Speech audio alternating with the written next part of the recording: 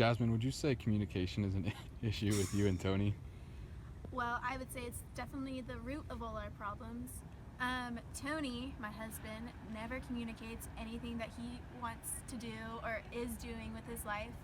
I feel like he's gone more than half the day and I don't know where he is, and I'm stuck at home with our 2 children. So Tony, Jasmine says there's some communication issues in the house. Is that true? Well, I can see where she's coming from, but I just think times are hard right now. Losing my job at, I would say, one of the best accounting firms in San Diego, man, like, there's a lot on my plate. I don't want to tell her all that. That's too much for her. She has a kid she's taking care of, so she has to be that model, that force, and I can't let her know about all these and just take that out on the kids. So I'm just going to be the bigger man about it. But she's asking when I'm with my friends and when I'm with my family. What we do is our time, so if anything important, I'm going to tell her, but other than that, it's on a need-to-know basis.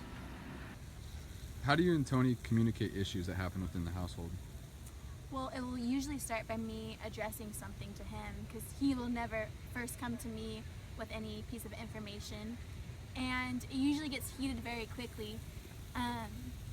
He says I nag all the time, and then he goes off on another subject saying, I'm doing this and that, but I never feel like we're getting to the actual root of the problem.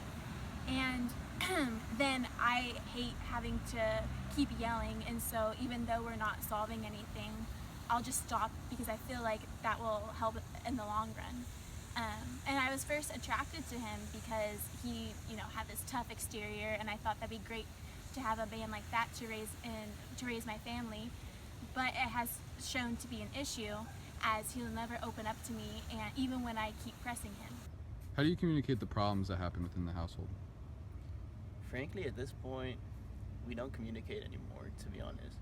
And that's just because we've been in this game for years, and I think we both understand that experience has shown us that we fight, we always fight. She's nagging me, we fight, then we try to find a solution. That never works. It never does. And she wants to always think she found a good way to approach it, and I just go on with it. But at this point, I'm done communicating.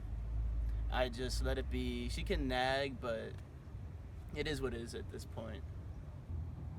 Jasmine, how do the communication issues affect the family as a whole? Well, by Tony being closed off, he is rarely at home interacting with our sons, and he misses big events in their life, and I feel like I'm the only one who's there for their development, to see, like, he wasn't even there for our oldest first baseball game, as I think a father should be, but he has, I think, no intention of being a part in any kind of achievement that our children have.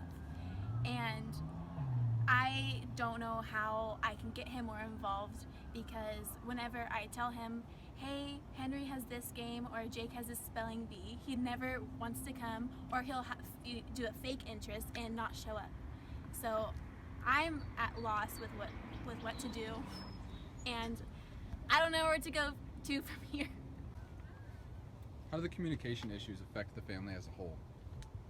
We tried to not let it affect the family because, the kids are the number one priority.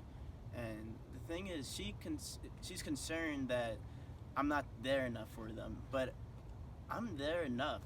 And she's been holding it over my head that I was not at the first game for these kids. First few games, I'm there for the championship. You should have seen Jacob and he got MVP in the championship game. I was there.